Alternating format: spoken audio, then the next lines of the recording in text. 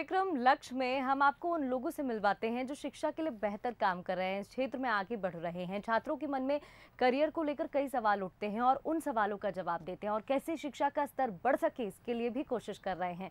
लक्ष्य की इस खास पेशकश में आज हमारे साथ भोपाल से डॉक्टर शरद नेहा गुप्ता हैं, जो impetus Gurukul institute for MCA entrance exam के डायरेक्टर है।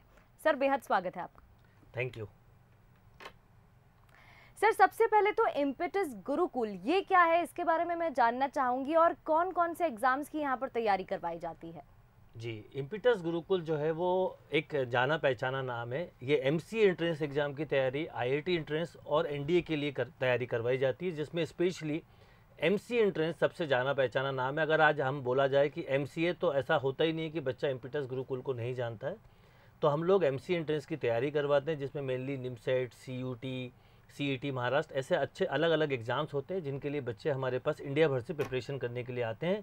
और इम्पेटस गुरुकुल का जो कोचिंग सेंटर है वो भोपाल में है, पर साथ में बच्चे ऑनलाइन प्रिपरेशन भी करते हैं। इम्पेटस गुरुकुल का एक यूट्यूब चैनल भी है जिसमें करीब 3.5 लाख के आसपास सब्सक्राइबर्स भी हैं, जिसके थ्रू पूरे इंडिया भर के बच्चे हमारे साथ जुड़े रहते हैं। बिल्कुल सर, देखिए कई स्टूडेंट्स ये प्रोग्राम देख रहे होंगे और जागरूकता उतनी नहीं होती है। हम सोचते हैं कि हम बायोलॉजी ले लेंगे, मैथ्स ले लेंगे, इंजीनियर, डॉक्टर, ये कुछ कोर्सेज रहते हैं। लेकिन अभी ये एमसीए जो आपने बताया, निमसेट एग्जाम हो गया, कई एग्जाम इसके तहत होते हैं, उनके बारे में भी समझना चाहेंगे और बच्चे इनको कैसे ऑप्ट कर सकते हैं, कैसे आगे बढ़ सकते हैं इसमें। जी, बिल्कुल सही क्वेश्चन पूछा। एक्चुअल में कई बार ये होता है कि जैसे कुछ बच्चे होते हैं जो 9th 10th में अवेयर होते हैं करियर को लेके कि उन्हें क्या करना है, और अक्सर ऐसा बच्चा 10th 11th ही प्लान कर लेता है। वो या तो आईआईटी की या मेडिकल की या लॉ की अलग अलग एग्जाम्स की प्रिपरेशन करता है। पर कुछ ऐसे स्टूडेंट भी होते हैं जिनको बाई चांस सही गाइडेंस नहीं मिलता या पता नहीं होता है। तो जब उनको समझ में आता है, जब तक उनका 12th हो चुका होता है, तो 12th के बाद भी एक ऑप्शन होता है पीजी के थ्रू वो अच्छा कर पाएँ। तो जब 12th के बाद बच्चा जाता है तो कुछ बच्चे प्लान करते हैं एमबीए करेंगे, कुछ बच्चे प्लान करते हैं एमसीए करेंगे, कुछ अलग अलग फील्ड में। तो एमसीए एक बहुत अच्छा ऑप्शन है। बाई चांस किसी का जिसने आईआईटी की प्रिपरेशन की है या एनआईटी की प्रिपरेशन की और किसी कारण से कॉलेज में नहीं जा पाया, तो उसके लिए एक दूसरा रास्ता है एमसीए, क्योंकि एमसीए एक टेक्निकल कोर्स है, पीजी डिग्री है, और जिन कॉलेजेस से इंजीनियरिंग होता है वहीं से एमसीए होता है। और इस तरह से बच्चा जो बाई चांस 11th 12th में अवेयर नहीं था या प्रॉपर प्रिपरेशन नहीं कर पाया था, उसके पास एक और मौका मिलता है ड्यूरिंग ग्रेजुएशन कि वो अपने आप को फिर से प्रूव करे और अच्छी जगह से एमसीए का कोर्स कर पाए। बिल्कुल सर, देखिए इस एग्ज़ाम के बारे में, इस कोर्स के बारे में तो मैं और जानना चाहूँगी, क्योंकि कंप्यूटर का ज़माना है, आर्टिफिशियल इंटेलिजेंस का ज़माना है और आगे चलकर कितने सारे अपॉर्चुनिटीज़ बच्चों के लिए रहेंगे। लेकिन सबसे पहले ये जानना चाहूँगी, आप 9th के बाद 10th में आते हैं, फिर 11th 12th बोर्ड वाला टाइम आ गया, तो आप किस तरीके से ऑप्ट कर सकते हैं? मतलब क्या कोई कैटेगरी डिफाइन है कि हमारे पास बायो ही होना चाहिए या हमारे पास मैथ्स ही होना चाहिए या कॉमर्स? देखिए, एक तो हो गया हम 12th के बाद कैरियर ऑप्शन बनाते हैं। ये जो जिस कोर्स की बात कर रहा हूँ मैं एमसीए, ये ग्रेजुएट स्टूडेंट के लिए होता है। तो अगर बच्चा 12th के बाद मान लीजिए वो ग्रेजुएशन में बीबीए करता है, बीसीए करता है, बीएससी करता है, बीकॉम भी करता है या बीटेक भी करता है, ये सभी बच्चे एलिजिबल होते हैं एमसीए एंट्रेंस के लिए। और ड्यूरिंग ग्रेजुएशन वो अगर एमसीए एंट्रेंस की प्रिपरेशन अच्छे से करें तो ग्रेजुएशन के फाइनल ईयर में ये एग्ज़ाम दे के एग्ज़ाम को क्वालिफाई कर सकते हैं और फिर NITs, DU, Pune university, BHU university, JNU university, ऐसी टॉप यूनिवर्सिटी से जाके एमसीए कर सकते हैं। बिल्कुल, जैसे एमबीए के लिए कैट एग्जाम होता है, उसकी तैयारी की जाती है ग्रेजुएशन के बाद, ऐसे इसकी भी तैयारी कर सकते हैं। बिल्कुल सही बोला। जैसे एक बिल्कुल आपने, इनफैक्ट कई बच्चे कंफ्यूज भी रहते हैं कि एमसीए या एमबीए। तो जैसे अभी आपने एक बात बोली, आज की डेट में अगर हम इंडिया में जॉब देखें या वर्ल्ड में जॉब देखें तो highest job 60-70% job IT field में। और आईटी फील्ड में जाने का सबसे अच्छा तरीका या तो 12th के बाद बच्चा बीई के थ्रू जाए, बीई कंप्यूटर साइंस, इलेक्ट्रॉनिक्स, इस तरह से। इनफैक्ट आप देखो तो बीई में मैकेनिकल, सिविल वाले बच्चे भी आईटी में चले जाते हैं। और मान लीजिए कोई 12th के बाद टेक्निकल फील्ड में नहीं जा पाता तो उसके पास दूसरा रास्ता होता है आईटी फील्ड में करियर बनाने का, और वो है सबसे अच्छा एमसीए। तो जैसे एमबीए के लिए कैट एग्जाम होता है, बिल्कुल ऐसे ही एमसीए के लिए एक निमसेट एग्जाम होता है जिसके थ्रू एनआईटीज में एडमिशन मिलता है। लाइक मैनेट भोपाल की बात करें, एनआईटी त्रिची की बात करें, या फिर सीयूटी के थ्रू डीयू यूनिवर्सिटी या जेएनयू यूनिवर्सिटी, आपने नाम सुने होंगे, या बीएचयू यूनिवर्सिटी या पुणे, ऐसी यूनिवर्सिटी से बच्चे जाके एमसीए कर सकता है। और बिल्कुल सेम तरीका है, जैसे बच्चे 12th के बाद MBA की तैयारी करते हैं, उसी तरह से बच्चा MCA की भी तैयारी कर सकता है। बिल्कुल, ये वो नामी यूनिवर्सिटीज़ हैं जहाँ कहीं ना कहीं स्टूडेंट्स ख्वाब देखते हैं कि उनका सिलेक्शन हो जाए। सर, NIT का आप जिक्र कर रहे हैं, देखिए चाहे IIT के स्टूडेंट्स हो, वो कहीं ना कहीं ये सोचते हैं कि IIT का बेस्ट कॉलेज मिले। मैं ये समझना चाहूँगी कि NIT कॉलेज इतना महत्वपूर्ण क्यों हो जाता है और कॉलेज में एडमिशन होने के बाद क्या फ़ायदे होते हैं? बिल्कुल अच्छा क्वेश्चन पूछा। देखिए क्या होता है कि जब बच्चा 12th में एग्जाम देता है IIT का, तो IIT के एग्जाम में 2 फेज होते हैं, एक होता है IIT मेंस और एक होता है IIT एडवांस। IIT मेंस के थ्रू NITs मिलते हैं, जिसमें कि कई सारे NITs हैं, जैसे NIT त्रिची, सूरतकल, कैलीकट, इलाहाबाद, ये सब NITs हैं, भोपाल में मैनेट है। वैसे ही और फिर अगर मान लीजिए वो मेंस क्वालिफाई करता है तो एडवांस के लिए एलिजिबल होता है। अब MCA भी इन्हीं कॉलेजेस से होता है जिनके नाम मैं कर रहा हूँ, ले रहा हूँ, BTech कॉलेज से। पर उसके बारे में बहुत कम बच्चों को पता होता है कि ग्रेजुएशन के बाद भी NIT में जाने का रास्ता है, पर वो रास्ता है निमसेट के थ्रू। तो अगर बच्चा निमसेट के थ्रू NITs में जाता है, और मैं आपने जो क्वेश्चन पूछा कि NIT में जाने का क्या फ़ायदा है, तो मैं आपको बताना चाहूँगा कि आज की डेट में NITs में जो बच्चे MCA कर रहे हैं उनका एवरेज सैलरी पैकेज 10 से 15 लाख होता है, 20 लाख तक भी, और हाईएस्ट 40 to 50 लाख तक जाता है। बिल्कुल, ऑलमोस्ट मोर देन 90%, इनफैक्ट 100% के आसपास प्लेसमेंट होते हैं, जिसमें त्रिची, वारंगल, सूरतकल ऐसे कॉलेजेस में तो 100% प्लेसमेंट होते हैं। बिल्कुल, जिस तरीके से हम भी डेवलप हो रहे हैं, कहीं ना कहीं हमारी जो सैलरी पैकेजेस हैं वो भी और भी ज़्यादा आगे बढ़ते हुए डेवलप हो, यही हम सब सोचते हैं, पेरेंट्स भी सभी स्टूडेंट्स के लिए सोचते हैं। सर, मैं ये समझना चाहूँगी NIT से NCA करने से, CUET जो भी ये एग्ज़ाम्स है इनको करने से क्या फ़ायदा मिलेगा? क्योंकि हम ये तो समझ गए कि ये एग्ज़ाम्स होते हैं, लेकिन अगर हम आपके संस्था में पहुंचते हैं तो क्या फ़ायदे वहाँ मिलते हैं? देखिए, MCA करना या इंजीनियरिंग करना आज की डेट में टफ नहीं है, क्योंकि आप भी देख रहे हैं बहुत सारे इंजीनियरिंग कॉलेजेस हैं, प्राइवेट कॉलेज है, जहाँ से बच्चे कर सकते हैं, पर वहाँ से उनको कई बार अच्छा प्लेसमेंट नहीं मिलता या इवन जॉब ही नहीं मिलता। पर जब हम बात करते हैं NITs की, जब हम बात करते हैं CUT के थ्रू DU की या JNU की या BHU की या CET महाराष्ट्र के थ्रू पुणे यूनिवर्सिटी की, ऐसे कई सारी अच्छी यूनिवर्सिटीज़ हैं, तो यहाँ से MCA करने का सबसे बड़ा एडवांटेज होता है कि एक अच्छा प्लेसमेंट मिलता है और अच्छे क्वालिटी बच्चे जाते हैं। बट अब बात आती है कि इन कॉलेज में जाने के लिए क्या करें। तो जो आपका क्वेश्चन था कि इनके लिए एक अच्छी प्रिपरेशन लगती है, एटलीस्ट 1.5 ईयर की एक सॉलिड प्रिपरेशन जब तक बच्चा नहीं करेगा, जब तक वो इन एग्ज़ाम को क्वालिफाई नहीं कर पाएगा, क्योंकि नंबर ऑफ सीट्स कम होती है, और इसी तैयारी के लिए बच्चे हमारे पास आते हैं।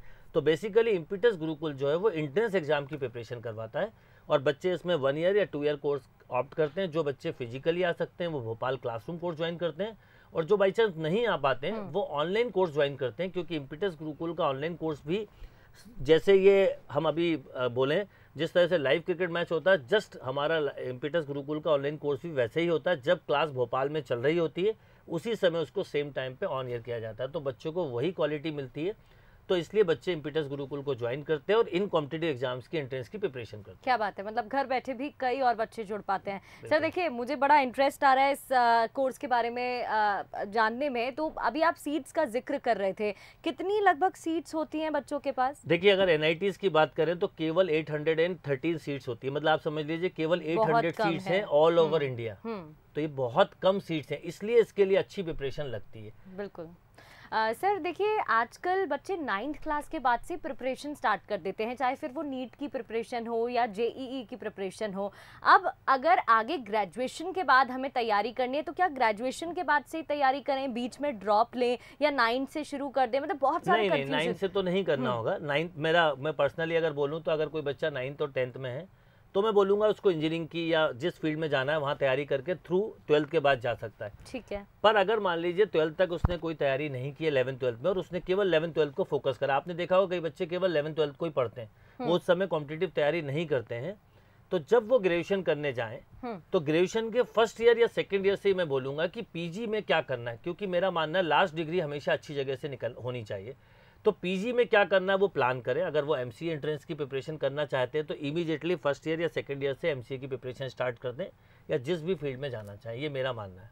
बिल्कुल। 3 इडियट्स मूवी सभी ने देखी है, सर आपने भी देखी होगी। रेंचो के जो 2 दोस्त हैं राजू, उनमें कुछ ऐसे भी हैं जो लास्ट आते हैं या बैक आ जाती है कभी कभार एग्जाम में। तो अगर कुछ स्टूडेंट्स के ग्रेजुएशन में बैक आ जाती है तब उनके पास क्या पॉसिबिलिटीज रहती हैं? देखिए आपने जो क्वेश्चन पूछा, थ्री इडियट बोला, मैं कई बार थ्री इडियट का नाम भी लेता हूँ मूवी का, और क्लास में मेरा मतलब मेरी फेवरेट मूवी में से एक है। तो ये बात आपने सही बोली कि लास्ट आना या बैक आना ये कई सारे वजह हो सकती है, पर उसका इफेक्ट एमसीए में नहीं पड़ता। अगर कभी किसी बच्चे की सेमेस्टर में बैक हो जाती है या किसी कारण से नहीं क्लियर होता तो वो क्लियर कर सकता है और एमसीए की प्रिपरेशन उसके साथ साथ कर सकता है, उससे कोई फ़र्क नहीं पड़ता, बैक से एडमिशन में कोई फ़र्क नहीं पड़ता। बिल्कुल सर, ग्रेजुएशन में बैक है तो इतना कोई फ़र्क नहीं पड़ेगा, ये तो हमने जान लिया। ड्रॉप के बारे में भी हमने जान लिया। इसके अलावा ये भी जानना चाहेंगे, अभी हम एग्ज़ाम्स की बात कर रहे थे, अटेम्प्ट्स कितने होते हैं, क्योंकि अटेम्प्ट्स की भी एक संख्या फिक्स रहती है। बिल्कुल, ऐसा एक्चुअल में जेई में होता है। जैसे हम जेई में बात करें तो जेई एडवांस के लिए 2 अटेम्प्ट मिलते हैं, मेंस के लिए 3 अटेम्प्ट मिलते हैं। पर ये पीजी कोर्स है तो इसके अटेम्प्ट में कोई प्रॉब्लम नहीं है, बच्चा एनी नंबर ऑफ टाइम दे सकता है। पर नॉर्मली या तो वो ग्रेजुएशन के साथ देता है या 1, 2, 3 ड्रॉप भी लेता है। कई बच्चे जैसे जिनको पता ही नहीं होता फाइनल ईयर तक क्या करना है और उनको फाइनल में आके पता चलता है या फाइनल के बाद, तो वो ड्रॉप भी लेते हैं और इन ड्रॉप का भी कोई फ़र्क नहीं पड़ता, क्योंकि अगर बच्चा एमसीए अच्छे कॉलेज से लाइक एनआईटी से कर रहा है तो 1, 2, 3 ईयर ड्रॉप मैटर नहीं करते हैं। अच्छा प्लेसमेंट होता है और अच्छी कैरियर ग्रोथ होती है, कोई प्रॉब्लम नहीं है उसमें। अच्छा सर, एक बहुत बेसिक सवाल मेरा रहेगा, क्योंकि जब ऐसे एग्ज़ाम्स को हमें क्लियर करना होता है तो हमारी जो बेसिक नॉलेज है ना वो भी बहुत अच्छी होनी चाहिए, तभी कहीं जाके मतलब छोटे छोटे क्वेश्चंस हमें अच्छे से आने चाहिए। एक तो पहला सवाल मेरा ये रहेगा कि कोई मीडियम है क्या कि इंग्लिश, हिंदी, या आप जिस बोर्ड से हैं उसी में आप एग्ज़ाम दे पाएंगे? नहीं, एक्चुअल में एमसी एंट्रेंस एग्जाम का के लिए ऐसी कोई प्रॉब्लम नहीं है। पेपर जो होता है वो इंग्लिश में ही होता है। और एक्चुअल में इसके एंट्रेंस एग्जाम के सिलेबस की बात करें हम, जो अभी आपने क्वेश्चन पूछा, जैसे अगर हम जेई की बात करें तो 3 सब्जेक्ट होते हैं, फिजिक्स, केमिस्ट्री, मैथ्स। अगर हम नीट की बात करें तो फिजिक्स, केमिस्ट्री, बॉटनी, जियोलॉजी होता है। पर जब हम एमसी एंट्रेंस की बात करते हैं तो नंबर 1 की इसमें सिलेबस के नाम पे मैथमेटिक्स या लॉजिकल रीजनिंग या कंप्यूटर फंडामेंटल और बहुत ही एलिमेंट्री इंग्लिश होती है, इसलिए कोई प्रॉब्लम नहीं आती। बस इस एंट्रेंस एग्जाम को क्वालिफाई करने के लिए बच्चे का अगर मैथ्स अच्छा है तो बहुत अच्छा है, पर नहीं है तो उसको बेसिक लेवल से मैथ्स पे वर्क करना पड़ता है, क्योंकि एंट्रेंस एग्जाम का मेजर पार्ट जो है वो मैथमेटिक्स है। बिल्कुल सर, देखिए यहाँ पर हमने ये तो जान लिया बैक से इतना फ़र्क नहीं पड़ता, लेकिन कहा जाता है कि स्कोर या रैंकिंग थोड़ी सी अच्छी होनी चाहिए, ऐसा कुछ है? या फिर कोई, क्या इसमें भी कोई फिक्स्ड कैटेगरी है कि 50% होना चाहिए, 60% होना चाहिए? नहीं, देखिए अगर हम निमसेट की बात करें, आपने क्वेश्चन सही पूछा। जैसे मैं इसलिए कंपेयर करता हूँ आईआईटी से, जैसे आईआईटी में कंपेयर करें तो आईआईटी में कट ऑफ मार्क्स होता है मेंस को क्वालिफाई करके एडवांस के लिए। जी जी जी, पर निमसेट में ऐसा नहीं होता। जैसे 800 प्लस सीट्स हैं तो इन सीट्स के लिए मार्क्स या परसेंटेज इंपॉर्टेंट नहीं है, रैंक इंपॉर्टेंट है। मतलब जो टॉप रैंकर्स होते हैं, जैसे टॉप 100, टॉप 200, टॉप 300, टॉप 600, मतलब आप मान के चलिए कि टॉप 600, 700 तक के जो बच्चे होते हैं उन्हीं को ये एनआईटी मिल पाता है, क्योंकि नंबर ऑफ सीट्स कम है। रिजर्व कैटेगरी में थोड़ा सा हम ऊपर जा सकते हैं, 1000 तक या 2000 तक चला जाता है, डिपेंड ऑन रिजर्व कैटेगरी। तो इसमें परसेंटेज मैटर नहीं करता है कि आपने जो एंट्रेंस दिया उसमें कितना परसेंट आया, मैटर करता है कि आपकी उसमें रैंक क्या आई है। फिर भी ऑलमोस्ट 50-60% अगर कोई बच्चा एंट्रेंस एग्जाम में स्कोर करता है तो डेफिनेटली वो एग्जाम क्लियर कर सकता है, और अगर लेस देन 30% के आसपास करता है तो उसके लिए फिर एग्जाम क्वालिफाई करना मुश्किल हो जाता है। बिल्कुल सर, ये तस्वीरें भी हम दर्शकों को दिखा रहे हैं, बड़ी संख्या में स्टूडेंट्स आपकी क्लास में नज़र आ रहे हैं। आपकी क्लास के बारे में जानना चाहूँगी, लगभग कितने बच्चे क्लास में पढ़ते हैं और अलग अलग एग्ज़ाम्स की तैयारी कराई जाती है या सिर्फ एक एग्ज़ाम की जो सभी सिलेबस कवर कर देता है? देखिए आपने जो बोला ये, इसमें बच्चे जब एमसीए की तैयारी करने आते हैं, हमारे यहाँ एमसीए और जेई और एनडीए के लिए होती है प्रिपरेशन। पर अभी हम बात कर रहे हैं अगर एमसीए की, तो एमसीए के लिए जो बच्चे प्रिपरेशन करने आते हैं उन एग्ज़ाम में वो हम लोग जैसे आईआईटी के लिए कोई तैयारी करता है तो हर एग्ज़ाम के लिए एलिजिबल है। सिमिलरली अगर कोई बच्चा निमसेट की तैयारी करता है तो वो सीयूटी, सीईटी महाराष्ट्र या अलग अलग एग्ज़ाम के लिए अपने आप डायरेक्टली तैयारी कर लेता है। और इसमें हमारे पास पूरे इंडिया भर से बच्चे आते हैं, क्योंकि ये यूट्यूब चैनल जो है उसके थ्रू बच्चे कनेक्ट होते हैं। बिल्कुल सर, यूट्यूब चैनल का नाम भी आप एक बार बताइएगा, कई स्टूडेंट्स ये प्रोग्राम देख रहे होंगे। जी, तो यूट्यूब चैनल का नाम है इम्पिटस गुरुकुल, नाम ही है उसका। ठीक है। और उसके थ्रू बच्चे हमारे से कनेक्ट होते हैं, उसमें उनको रेगुलर नए बैचेस कब स्टार्ट हो रहे हैं वो पता चलता है उनको, न्यू कोर्सेज लॉन्च जो होते हैं वो, क्लासरूम प्रोग्राम कब हो रहा है, ये सारी डिटेल उनको वहाँ मिलती रहती है और बच्चे इस तरह से कनेक्ट होते हैं। ठीक है सर, देखिए जैसे ग्रेजुएशन के बाद आप आगे बढ़ते हुए इस कोर्स को करते हैं, एनआईटी कॉलेज में एडमिशन लेते हैं, एक और बेसिक सवाल मेरा यहाँ पर ये रहेगा, जैसे पोस्ट ग्रेजुएशन होता है 2 साल का होता है, अगर निमसेट आप क्लियर कर लेते हैं, कॉलेज में जाते हैं, तो एमसीए के लिए कितने साल आपको देने पड़ते हैं? जी, ये क्वेश्चन आपका बहुत इंपॉर्टेंट क्वेश्चन है। अभी पिछले 2 साल पहले तक तो एमसीए जो था वो 3 ईयर डिग्री थी और पीजी में एकमात्र ऐसी डिग्री थी जो कि 3 ईयर थी, जो एमसीए था। बाकी जैसे एमबीए हुआ या अदर कोर्सेज 2 ईयर के होते हैं। बाद में अभी नए रूल्स के हिसाब से अब एमसीए की डिग्री को 2 ईयर कर दिया। ठीक है। बट एक्सेप्ट एनआईटीज, अभी भी निमसेट के थ्रू जब बच्चा एनआईटी जाता है तो एनआईटी में एमसीए अभी भी 3 ईयर प्रोग्राम है। एंड अदर यूनिवर्सिटी जैसे हम दिल्ली यूनिवर्सिटी की बात करें, बीएचयू की बात करें, जेएनयू की, तो इनका प्रोग्राम जो है वो 2 ईयर का हो गया। यानी ये वैसे ही बाकी जैसे एमबीए 2 ईयर का, वैसे ही अब एमसीए भी 2 ईयर का हो गया, एक्सेप्ट एनआईटी। बिल्कुल सर, एनआईटी कॉलेजेस का यहाँ पर हम चर्चा कर रहे हैं। इन कॉलेजेस का फीस स्ट्रक्चर में समझना चाहूँगी, क्योंकि पेरेंट्स के लिए ये भी जानना बहुत ज़रूरी हो जाता है। जी देखिए, एनआईटी से अगर बच्चा एमसीए करने जाता है तो 3 ईयर के कोर्स की फ़ी लगभग 3 to 4 लाख रुपीज़ होती है। ठीक है। इसमें 6 सेमेस्टर्स होते हैं। पर अच्छी बात यह है कि किसी भी एनआईटी से अगर बच्चे को एमसीए करना है तो खास बात यह है कि एनआईटी में जैसे ही बच्चा कैंपस में जाता है, कैंपस में ही बैंक होते हैं। अगर किसी को फाइनेंशियली एक्चुअल में प्रॉब्लम है तो उसको इजीली लोन अवेलेबल हो जाता है, लोन का कोई प्रॉब्लम नहीं आता और बच्चा आराम से पढ़ाई कर सकता है। पर इन टर्म ऑफ फी देखें तो 3 to 4 लाख के बीच में फ़ी होती है इसकी। बिल्कुल, यानी कि स्कॉलरशिप उनको मिल जाती है, वहीं कॉलेजेस से नॉट स्कॉलरशिप, लोन मिल जाता है। ठीक है, लोन मिल जाता है, एजुकेशन लोन, जिसके तहत वो आगे चलकर अपना, जब वो काबिल हो जाए तो उसको भर पाए। सर, कॉलेजेस के साथ जैसे कि अब इंटर्नशिप का बहुत प्रावधान चल गया है, बहुत ही ज़्यादा बच्चे अब इंटर्नशिप करना चाहते हैं, साथ ही साथ पढ़ते हुए सीखना चाहते हैं, टाइम वेस्ट नहीं करना चाहते। इंटर्नशिप का क्या कुछ रहता है आगे चलकर? बिल्कुल रहता है। एमसीए अगर वो अच्छे कॉलेज से कर रहा है तो नॉर्मली 3rd 4th सेमेस्टर में बच्चे को इंटर्नशिप मिलती है, जिसमें उसकी अर्निंग भी होती है। और अगर वो एनआईटी जैसे कॉलेज से तो उसकी अर्निंग 20 से 40,000 पर मंथ के आसपास होती है। तो इंटर्नशिप मिल जाती है अच्छी कंपनी में और फिर कई बार वही कंपनी उन्हें कंटिन्यू कर लेती है, और नहीं तो वैसे भी एनआईटीज़ में 2-3 कंपनी में बच्चों के प्लेसमेंट होते हैं, वो अपनी मर्जी से ज्वाइन कर पाते हैं। बिल्कुल सर, देखिए कंप्यूटर सब्जेक्ट की मैं अगर बात करूं, बहुत ज़रूरी हो गया है।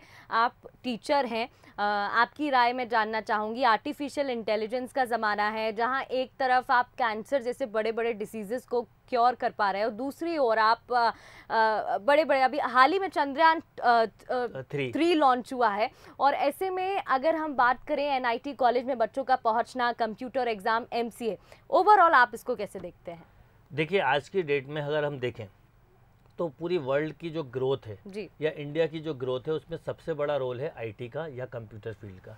आज हम कहीं पे भी जाएं, एक छोटी छोटी शॉप पे भी जाते हैं ना, वो भी आज कहीं ना कहीं अपना काम जो है वो ऑर्गेनाइज तरीके से कंप्यूटर के थ्रू करता है। हम बैंक में जाते हैं, हम रेल, कहीं पे भी जाएं, तो बिना आईटी फील्ड के, तो इवन हम जो आज अपना स्मार्टफोन यूज़ करते हैं वो भी एक वही पार्ट है। तो पूरी लाइफ जो है हमारी, जो है आज की डेट में, हम कहीं ना कहीं डिजिटल से जुड़ गए और हम हर समय उसी से कनेक्ट रहते हैं। पर इस सब के लिए पीछे बहुत बड़ी मेन पावर है जो कि लगती है। तो आने वाला समय जो है वो कंप्यूटर के लिए बहुत अच्छा समय, और अभी भी है और आने वाला समय भी वही रहेगा। तो मैं ये कहना चाहूँगा कि जो भी बच्चे कंप्यूटर फील्ड में अपना करियर बना रहे हैं, इनफैक्ट जो बच्चे नॉर्मल कॉलेज से भी बीटेक वगैरह कर लेते हैं, एमसीए, उनको तक जॉब मिल जाती है। तो अच्छे कॉलेज से करके तो मिलेगी, और कंप्यूटर का कभी स्कोप खत्म नहीं हो सकता, ये दिन पे दिन बढ़ना है। और हर चीज़ कहीं ना कहीं डिजिटल होती जा रही है। जो अभी आपने बोला एआई, पर एआई भी उसी का ही एक पार्ट है। कई लोग डरते हैं, पर मैं कहूँगा ये सब डरने की जरूरत नहीं है। उसको भी मैनेज करने के लिए कहीं ना कहीं मेन पावर लगेगी, और ऐसे मेन पावर स्किल्स की ज़रूरत पड़ती रहेगी। तो ये तो बहुत अच्छा वो है ऑप्शन। बिल्कुल, कई स्टूडेंट्स हैं और ज़रूरी नहीं है उनके पास कंप्यूटर हो, और भी स्ट्रीम्स हो सकती है। मैं अपनी बात करूं, मेरे पास खुद बायोलॉजी था, लेकिन जितना मुझे पता है सर, कोडिंग्स वगैरह रहता है कंप्यूटर में, पाइथन जैसी कई लैंग्वेजेस हैं। क्या इन पर कमांड होना ज़रूरी है? क्या इन पर कमांड होता है तभी आप बहुत अच्छा कर पाते हैं, या नहीं आता तो भी काम चल जाता है? देखिए, जो आपने क्वेश्चन पूछा, ये तो मेरे पास सबसे ज़्यादा पूछे जाने वाला क्वेश्चन है, क्योंकि मेरे पास एमसीए में वो बच्चे भी आते हैं जिनका बायो बैकग्राउंड है, कई बार ऐसे भी आते हैं जिनका बीकॉम है कि सर हमें तो या बीएससी प्लेन होता है कि सर हमें तो कंप्यूटर की नॉलेज नहीं है, हमें प्रॉब्लम तो नहीं जाएगी। तो मेरा एक मानना है, पहली बात तो ये कि लैंग्वेज तो सीखना पड़ता है, पर जब हम MCA करने जाते हैं तो 3 ईयर हम वहाँ यही सीखने जाते हैं। और दूसरी बात ये कि कोई भी बैकग्राउंड किसी का होता नहीं है, बनाते हैं। जैसे आपने कहा कि आपका बायो बैकग्राउंड है, या कोई बच्चा बोलता है कॉमर्स बैकग्राउंड, मैं पूछता हूँ कब से हुआ, तो बोलता है सर 11 से। तो कहीं ना कहीं उसने एक समय पे ऑप्ट किया और वो फिर बैकग्राउंड बन गया। ये सेम थिंग कि कंप्यूटर का बैकग्राउंड नहीं है, जीरो है, कोई बात नहीं। कुछ बेसिक लैंग्वेज, जैसे जब बच्चा एंट्रेंस एग्जाम की तैयारी कर रहा होता है तो एंट्रेंस के बाद और एडमिशन के बीच में समय मिलता है, तो मैं बोलता हूँ C++, ये कुछ बेसिक लैंग्वेज, DS ये करके जाए। अब नहीं आती तो धीरे धीरे सीखेगा, और MCA करते समय वो 3 साल केवल या 2 साल इसी पे काम करता है। तो जीरो कंप्यूटर बैकग्राउंड वाला बच्चा भी बहुत अच्छा कर सकता है। बस एक इम्पॉर्टेंट चीज़ है, कंप्यूटर फील्ड में जाने का मतलब है कि आपका IQ लेवल अच्छा होना और मुझे नहीं लगता कोई बच्चा 12th और ग्रेजुएशन तक गया तो उसका IQ लेवल बहुत कम होगा। वो बस उसके सोचने के ऊपर डिपेंड करेगा। बिल्कुल, सोचना, मेहनत और साथ ही कंसिस्टेंसी हर फील्ड के लिए बहुत ज़रूरी है। सर, जाते जाते मैं ये समझना चाहूँगी, क्योंकि बहुत सारे बच्चे आपके पास भी आते हैं, पढ़ते हैं, एक ऐसा मंत्र और या फिर मैसेज जो आप उन बच्चों को देते हैं या फिर दर्शक जो देख रहे हैं, स्टूडेंट्स जो देख रहे हैं ये प्रोग्राम, उनको आप देना चाहें? मैं अपने हर बच्चे को एक मैसेज देना चाहूँगा कि कोई भी स्टूडेंट, कोई भी बच्चा, जब तक उसको नहीं पता है कोई बात नहीं, पर अगर उसको ये पता है कि उसे क्या करना है और उसके बाद भी वो ना जागे, ऐसे स्टूडेंट के लिए मेरा मैसेज है कि बेटा ऐसा कभी मत होने दो। सबसे पहली बात तो ये कि समय रहते हुए क्या करना। आज हर बच्चा, मेरे पास जब बच्चे आते हैं तो कई बार वो MCA के बारे में बहुत कम नॉलेज होती है, किसी भी, जो मैं उनसे पूछता हूँ क्या बनना चाहते हो, और वो जो बोलता है उसके बारे में अगर 4 क्वेश्चन पूछो और नहीं बता पाए तो मुझे बड़ा दुख होता है। आज स्मार्टफोन का समय है, आप जरा सा स्मार्टफोन पे कुछ लिखोगे तो सब कुछ सर्च हो जाएगा। तो मैं सारे बच्चे को ये मैसेज देना चाहूँगा कि कैरियर समय रहते हुए बनाइए। एक बार समय निकल जाता है तो फिर वापस नहीं आता है। तो अगर कोई बच्चा 9th 10th में, तो सोचिए कि 12th के बाद क्या करना है। अगर कोई बच्चा बाई चांस 12th कर चुका है तो सोचिए कि ग्रेजुएशन के समय क्या करना है। ऐसा ना हो कि सब कुछ एजुकेशन खत्म हो जाए और फिर भी आप सोचो क्या करना है। तो आप सभी बच्चों को कुल मिलाकर एजुकेशन के लिए आपके पास क्या करना है उसके लिए एक सोच बना लीजिए, फोकस रखिए, टाइम वेस्ट ना करिए और जागरूक रहना बहुत जरूरी है। बिल्कुल अवेयर होना जरूरी है। बहुत बहुत शुक्रिया सर आपका इस तमाम बातचीत के लिए, इस प्रोग्राम में आने के लिए। Thank you. और चलिए इसी के साथ आज के लिए बस इतना ही। ताज़ा अपडेट के लिए जुड़े रहिए बंसल न्यूज़ के साथ। नमस्कार।